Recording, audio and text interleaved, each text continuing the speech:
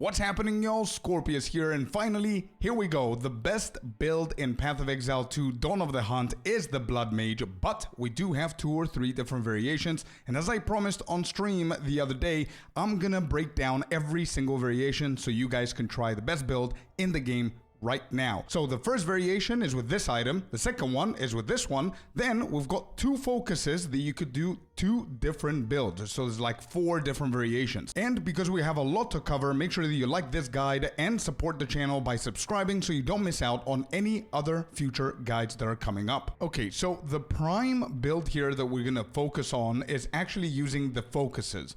There are 2, as you saw before. First one is Rathpith Globe. The whole point of this is giving you spell damage, and that spell damage you're going to convert it into attack damage with the other mandatory unique here, the Crown of Eyes. And this is really good because you're going to focus on maximum life. The more life you have, the more damage you're going to deal. So the first variant, the first build, is going to use Rathpith Globe focus, and throughout the entire gear you're going to notice that we're actually building as much maximum life as we can. The second variant here, depending on if you can afford it or you have that one instead of this one, we've got the second focus called Threaded Light.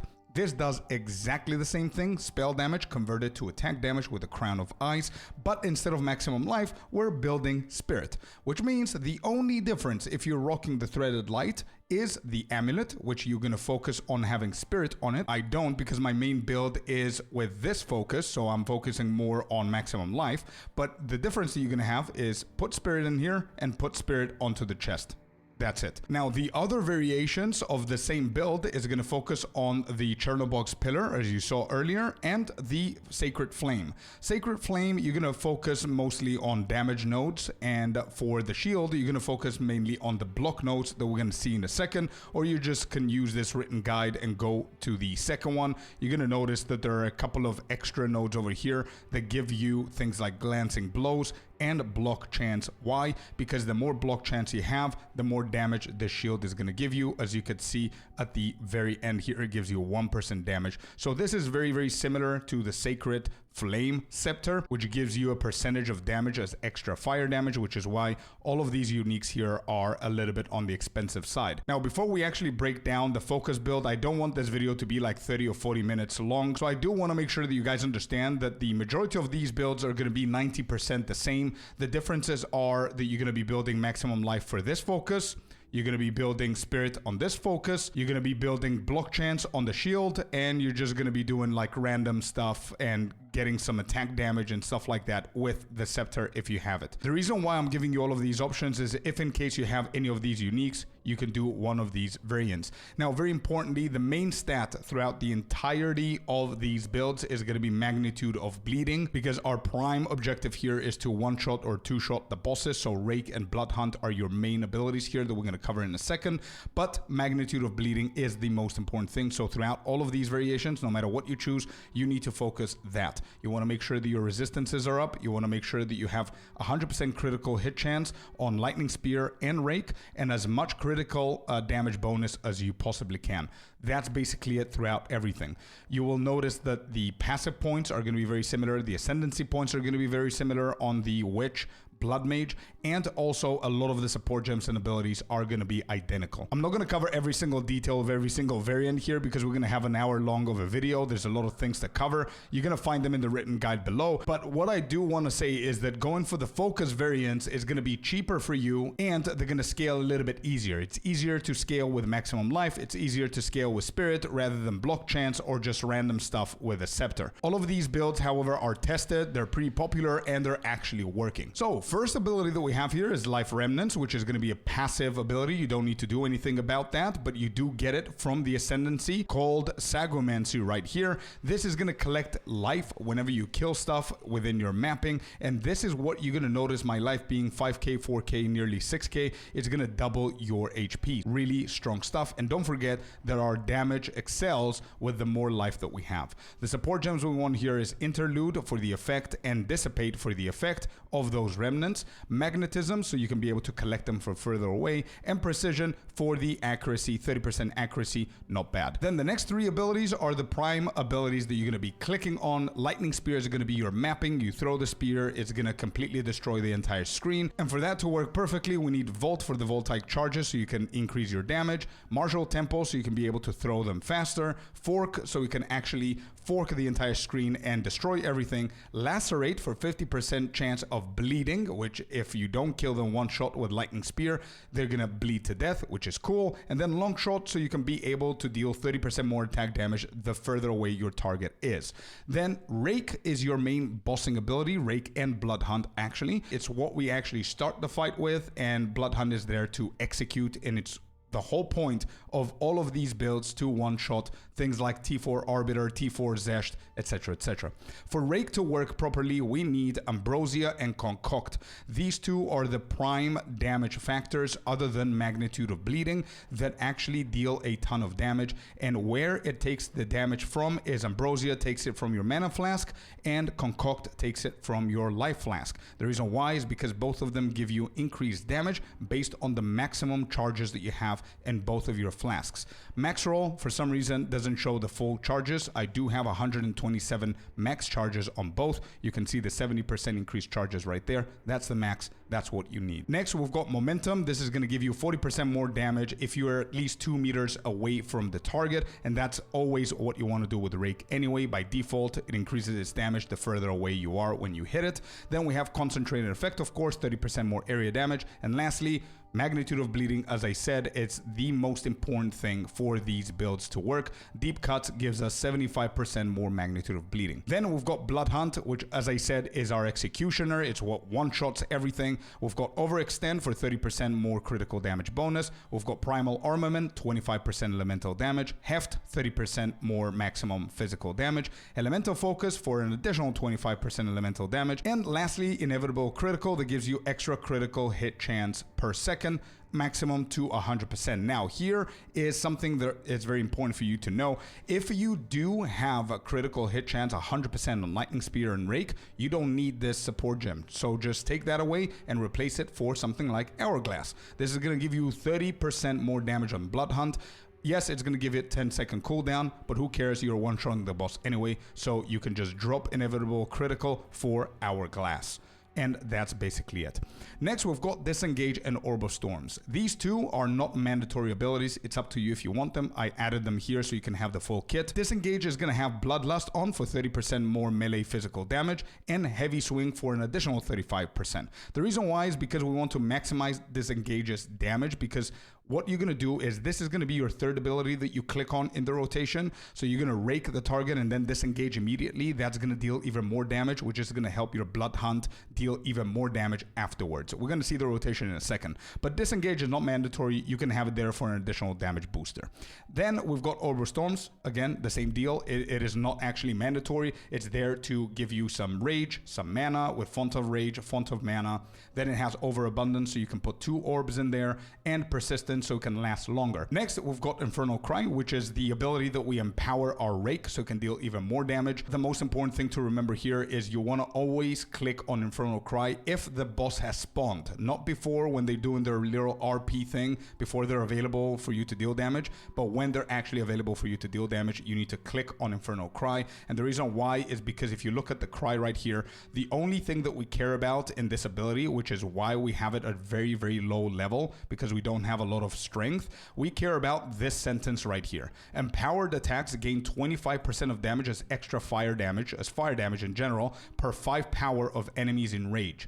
And the power that we're getting, because we're using it on bosses, you're going to see at the very end there, unique monsters, which are the bosses, gives you 20 power. So 25% for each 5, that's 20.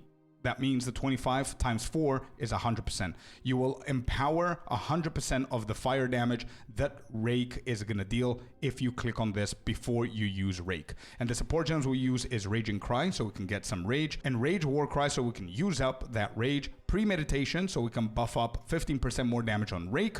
And lastly, Second Wind, so you can be able to use it twice. Why? Because you could do Infernal Cry, Rake, Disengage, Infernal Cry, Blood Hunt. Then we've got our main mapping aura, which is Herald of Thunder. We have an Innervate, Electrocute, and Neural Overlord, so we can be able to pair it with Combat Frenzy here, so we can get some charges with these two. Then we have Deadly Herald to increase its damage by 30%, and lastly, Lightning Infusion for extra lightning damage. Combat Frenzy, obvious stuff. We need Profusion on there, so it can give us 50% chance for an additional charge. These two, we only use them for mapping. You don't need these for bosses. Don't forget that I'm using this focus, therefore I'm focusing more on maximum life, so we don't have a lot of spirit. We only have the 100 by default. The main bossing one is Blasphemy, and Blasphemy is going to have Temporal Chain on it. You're going to notice that the levels of both are pretty low again. We don't need it too high based on the intelligence that you have, and the support gem in here is going to be Magnified Effect. Now, why do we need this on bosses? It's because of one ascendancy node that we have called Blood Barbs. As you see, bleeding you inflict on cursed targets is going to be aggravated. Aggravated means that the monsters are moving, and whenever the monsters move, when they're bleeding, it becomes aggravated, therefore you're dealing more damage. But now, if they are cursed up and then you deal your bleeding, it's going to affect them as if it's aggravated, which means it increases your damage. So whenever you do mapping, turn off Blasphemy, turn on Herald of Thunder and Combat Frenzy. Whenever you're going for a pinnacle boss, not a map boss because they're pretty easy, pinnacle boss, turn off Herald of Thunder and Combat Frenzy and turn on Blasphemy. But that's the entire kit. Now the rotation is very simple. For AoE, you just spam Lightning Spear and that's basically it. For bosses, things are a little bit different. So the full rotation, if you want to, if you're using both Orb Storms and Disengage, would look something like this. First start with 2 Orb Storms so you can get yourself some rage. Then make sure that you're pretty close to the boss so you can affect him with the Curse, Temporal Chains. When the boss spawns, you want to click on Infernal Cry and you want to rake them, but make sure that you have that 2-meter distance. Immediately after that, you disengage and then you finalize everything with Blood Hunt. If you're not using Orb Storms and Disengage, just skip those two and just do everything else normally. Now, when it comes down to the gear, there are a couple of things that are mandatory. Obviously, you need this focus, this specific one, if you're going to focus on this specific one, if you want to scale your damage with maximum life, or this one, if you want to scale your damage with spirit. The most important unique on both of those focuses are going to be Crown of Eyes, because without this, your spell damage is not going to be converted to attack damage. So this is very, very crucial. The runes that we put here is increased maximum life for this specific build. Then we've got the Tangle Tongue, of course, the spear. You want to focus on as much critical hit chance as you possibly can here. With 1 socket, we put critical damage bonus there. And then the entire rest of the gear, you're going to see a very similar patterns. We've got Energy Shield as much as we can with maximum life here, a lot of resistances. We've got the boots with movement speed, Energy Shield, maximum life, some attributes and a lot of resistances. We've got the amulet that we saw before. This one has spell damage because again that is converted to attack damage, maximum life, plus 3 levels of all melee skills, which is very important, attributes as many as you can get, and then resistances. Both of our rings have a lot of flat damage. This one, for example, has physical and lightning, increased fire damage, a lot of resistances. This one has physical, fire, dexterity, a lot of resistances. And lastly, we've got the gloves. My gloves are not the best. I can definitely change them, but try and get 2 sockets, try and get as many flat damage modifiers as you can get, and then some attributes as well. Here, the reason why we want 2 sockets is so you can be able to put the Wolf Talisman, because this one gives you magnitude of bleeding and it's only socketable on the gloves. Now, when it comes down to the passive tree and the ascendancy, things are pretty simple. For the ascendancy, we're going into Saguimancy for the life remnants, of course. We're going Blood Barbs for that cursed effect that I told you with bleeding, and then we go for Grasping Wounds, and most importantly, Crimson Power. Crimson Power is going to give you 100% of the energy shield that you have in the body armor as maximum life, increasing your life even further.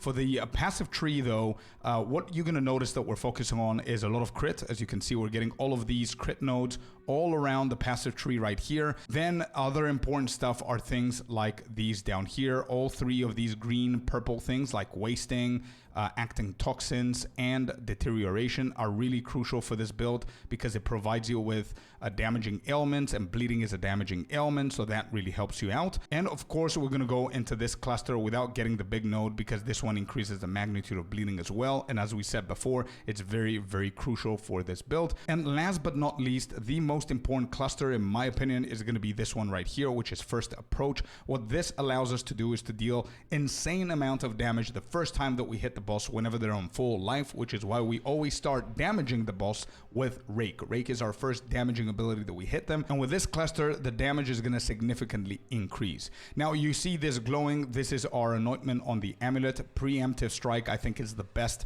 anointment that you can go for. It's pretty cheap. 100% critical damage bonus against enemies that are on full life. So we're still sticking into this pattern of full life damage with the first Rake. That's the most important part here.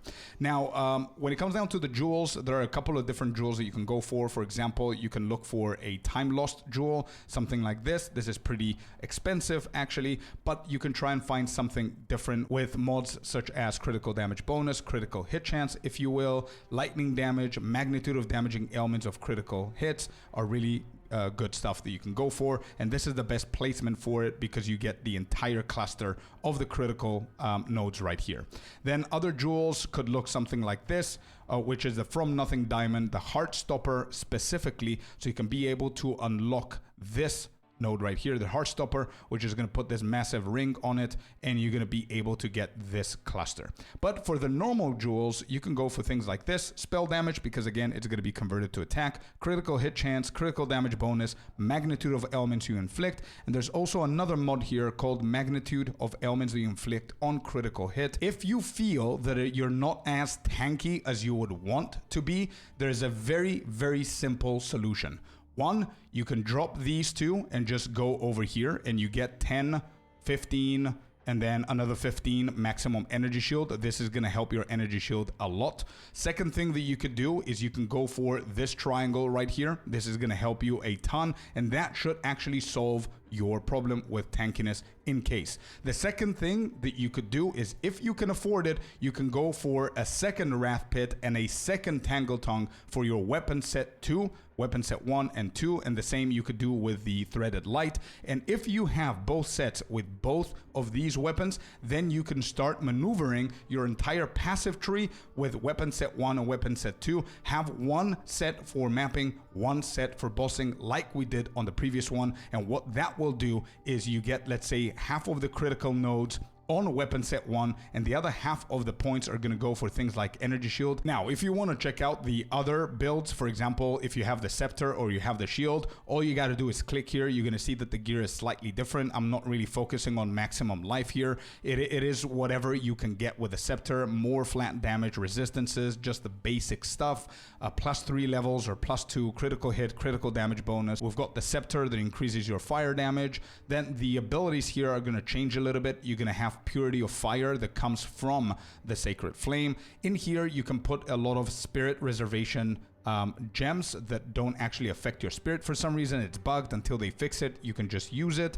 We have things like Blasphemy, for example, has a few extra support gems. The reason why is because you're going to be able to use it whenever you are mapping. And this build actually has 2 additional auras plus Blasphemy. You can actually work with all of these auras throughout your mapping and bossing. The reason why is because Sacred Flame gives you a lot of extra spirit. So you can check all of the support gems here, but they're the basic main blind CC kind of alternatives. And as you would guess, this build with the scepter or the shield is very, very tanky compared to the focus one. Now, for the shield, the only difference with the shield is the gear won't change, as you will notice here, but the only difference with the shield is going to change is the passive tree. You can always go right here, click it. You're going to see things are a little bit different. For the shield, for example, you want these clusters for the block chance. The more block chance you have, the more damage the shield is going to give you. If you don't have enough to cap your block chance from glancing blows, because as you can see, this is going to double your block chance, you can also path into these 3 so you can get extra block chance, because every single percentage of block chance that you manage to get will give you 1% extra damage as fire damage, the same thing as the scepter. But if you're somebody that cannot afford all of this, you can try and get your hands on like lower number mods of everything that you see here. I'm pretty sure the Crown of the Eyes is cheap, a Tangle Tongue is cheap. You don't need to get the same one that I have. The focuses are a little bit more expensive. See which one is cheaper and try and get that one or save up. But if you don't have, you can still go for like let's say a scepter that gives you a lot of spirit, so you can run this variation right here with Wind Dancer and Ghost Dance, make yourself a little bit tankier, start running the maps. But the most important thing is to try and get things like level of melee skills, your attributes up, and most importantly, magnitude of bleeding, and you'll be able to deal a lot of damage for tier 1 or tier 2 bosses as well. Let me know in the comments down below if this video helped you out. Like it and subscribe to the channel so you can see the guides in the future. But most importantly, let me know in the comments down below if you want me to make another guide of the same build but a budget version of it, talking about exalted currency, not even divines. As always, if you have any questions, leave them down below or join us live over on twitch.tv/Scorpius_ENT or here on YouTube Monday to Friday. Thank you very much for watching. Hopefully this helped you out. And as always, I'm going to see you guys on the next one. Peace.